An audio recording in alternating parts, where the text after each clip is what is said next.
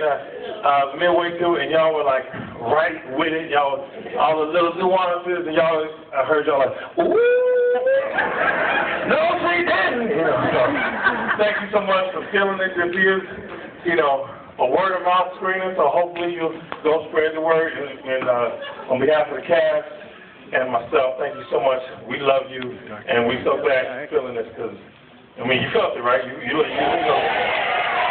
So it took a while to get it out, but we're glad it's coming out on Mother's Day, and we couldn't be happier with the result and the response as a gift, so thank you. Let's talk about this amazing cast. To see Melvin and Peeples in the building. Wow!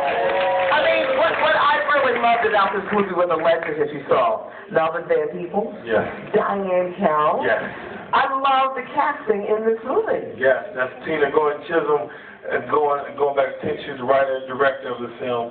And the day we first went to set, Diahann, Carroll, Melvin Van Peeples was there, and Diahann got up, turned around on her seat, and gave a speech to us. And she was like, I'm just so honored to be amongst you all. And it was like, what? You, Diahann Carroll? Yeah. So, but she, class, just a lady, and just through and through a legend. So, yeah, Diahann Carroll. Yes, the casting, just incredible team. Melvin Van Peeples as well. David Alan Grier, didn't you enjoy him? Oh, my God.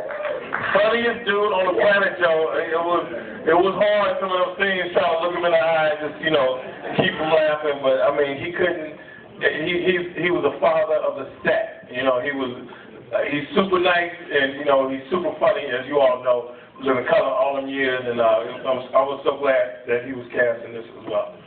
He had the best love interest in Kerry Washington, didn't he? Yeah. Yeah.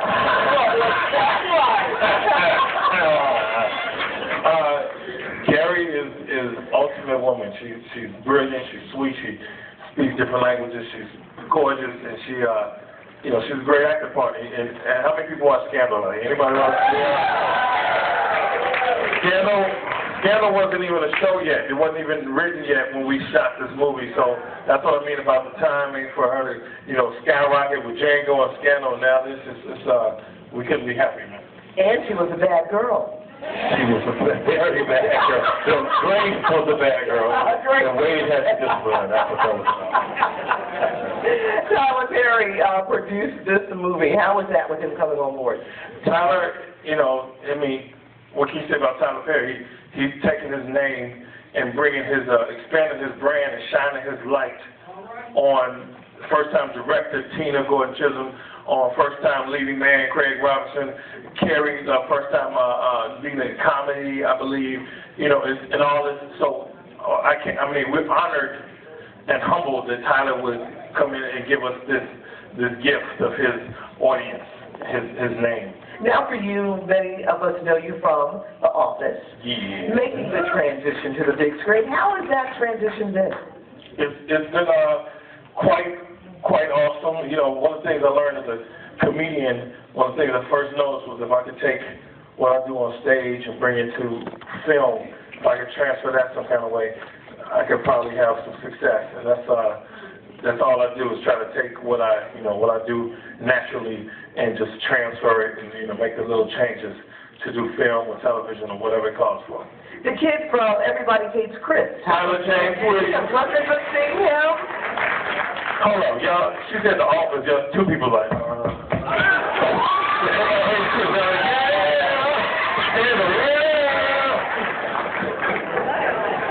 Who watched the office? Make some food. It's okay, it's okay. I said Tyler,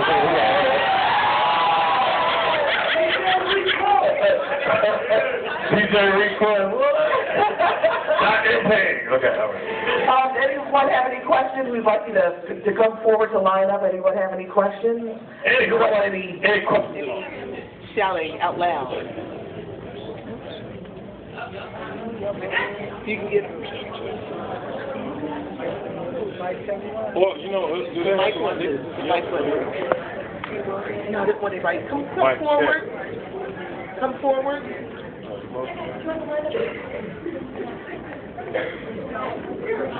Working on it. Testing. The mic went out, but I'm from South Philly and loud. Hello. Hi. I just want to know what research you did for this particular character. Well, the research was Tina Gordon Chisholm lived this character. She was actually the Wade in this character. She was dating a guy whose family, she saw the web of lies just unravel. And she, she kept, we had each other's back, side by side this whole movie. And also,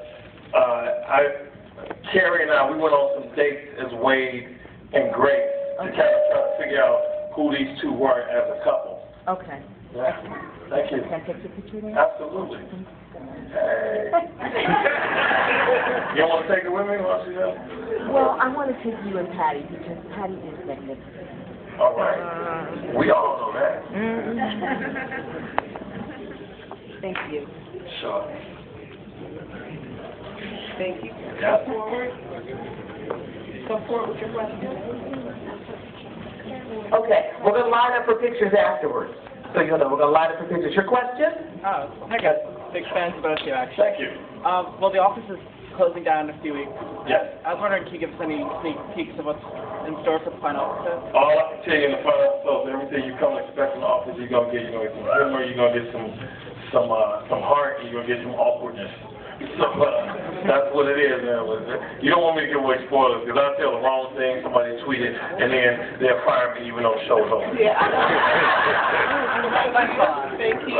Thank you. Thank you. Next question. Hey. What's up, twin?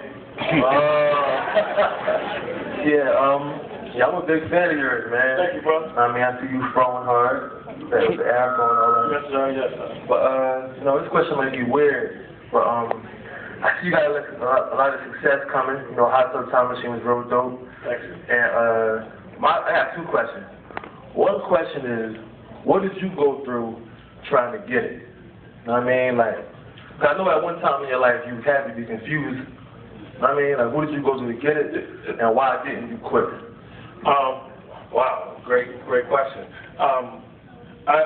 In college, I was a music major. I might go a little sporadic here, but I'm gonna try to do it quick. In college, I was a music major, right? And I figured I was gonna be a musician, usher and shit, stuff like that. So I bought a keyboard, I was writing songs and stuff, and then comedy just took over me, and what I mean by that is like, I would say things, and then people would come back 2-3 days later. Craig, I was trying to tell somebody what you were saying, trying to make them laugh, trying to say it, but I couldn't say it the way you were saying it, and I just started to know things like that, and I was always very silly, and then it dawned on me that I could do this for a living, and I didn't know. I thought comedians are superheroes or something. I never could, I never knew about it. You could reach out and touch that was making people laugh on that level. It was magical to me. Then some guys in my college, I saw them do, people who I knew, I saw them do some stand-up, and it just blew my mind. And at that point, I was done. I was like, I'm going into stand-up, I'm going into comedy. And it was like, how do you become a great comedian? And I swear it was like I was possessed by this thing. It was no giving up never entered my mind.